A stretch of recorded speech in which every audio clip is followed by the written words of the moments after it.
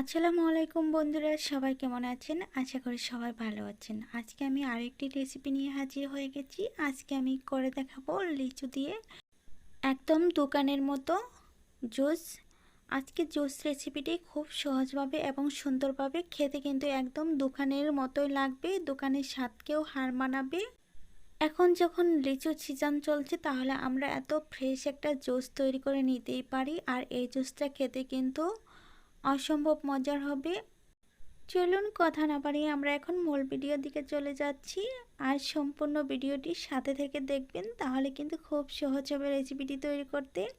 মূল রেসিপিতে যাওয়ার আগে আপনাদের কাছে ছোট্ট একটি অনুরোধ রইল, ভিডিওটি দেখার শুরুতে একটা লাইক দিয়ে সম্পূর্ণ ভিডিওটি দেখার চেষ্টা করবেন।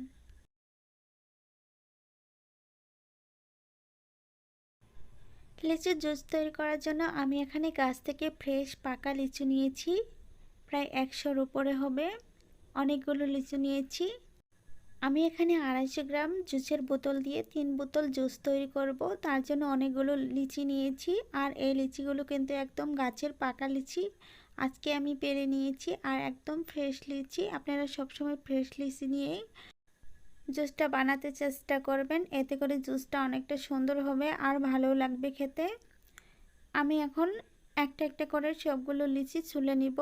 দেখেন লিচিগুলো একদম টাটকা, আর একটা লিচিতেও কিন্তু পোকা হয়নি। আমরা যখন বাজার থেকে লিচি কিনে নিয়ে আসি, তখন কিন্তু অনেকগুলা লিচিতে পোকা বের হয়, ওটা দেখে কিনতে হবে। তো আমি একইভাবে সবগুলো লিচি ছুলে নিব। দেখেন একটাতেও কিন্তু পোকা বের হচ্ছে না, একদম টাটকা লিচি। আর খুব সহজেই ছুলে নেওয়া যাচ্ছে, কারণ লিচিটা অনেকটা পাকা। তো সবগুলো লিচি একসাথে ছুলে নিয়ে তারপর ফিরে আসছি। আমার সবগুলো লিচি ছোলা শেষ হয়ে গেছে। এখন আমি লিচির ভিতর যে বীজগুলো আছে, সেই বীজগুলো একটা একটা করে বীজ বের করে নেব। আর সম্পূর্ণগুলো বীজ বের করে নিয়ে তারপর আপনাদের সামনে হাজির হয়ে যাচ্ছি। সবগুলো লিচির বীজ বের করা হয়ে গেছে। এখন আমি হাত দিয়ে চেপে চেপে লিচির ভিতরে যে জুসটা ছিল, সেই জুসটা আমি বের করে নেব। জুসটা বের করার সময় আমি হালকা একটু পানি মিশিয়ে নিয়েছি, এতে করে জুসটা বের হতে সুবিধা হবে। তো জুসটা বের করা হয়ে গেছে। এখন আমি একটু সেঁকে নেব, একটা শাকনার সাহায্যে সেঁকে নিচ্ছি অন্য একটা বাটিতে। আর ছাকার পর যে হাঁসটুকু ছিল, ওটিও আমি হাত দিয়ে আবার ভালোভাবে চেপে চেপে জুসটুকু বের করে নিয়েছি। বের করা হয়ে গেলে এখন আমি একটা চামচের সাহায্যে ভালোভাবে নেড়ে চেড়ে মিশিয়ে নিচ্ছি। মিশানো হয়ে গেছে। এখন আমি অ্যাড করে দিব চিনি। চিনিটা আমি স্বাদ মতো দিয়েছি, আপনারা চাইলে কমিয়ে বাড়িয়ে নিতে পারেন।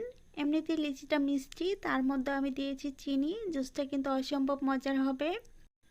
চিনিটা দেওয়ার পর ভালোভাবে মিশিয়ে নিতে হবে। আমি 2-3 মিনিটের মতো চামচ দিয়ে নেড়ে চেড়ে ভালোভাবে মিশিয়ে নিয়েছি। আর এখানে কিন্তু আমি ঠান্ডা পানি ইউজ করছি না, আমি নর্মাল পানিটাই দিয়ে দিচ্ছি অল্প করে।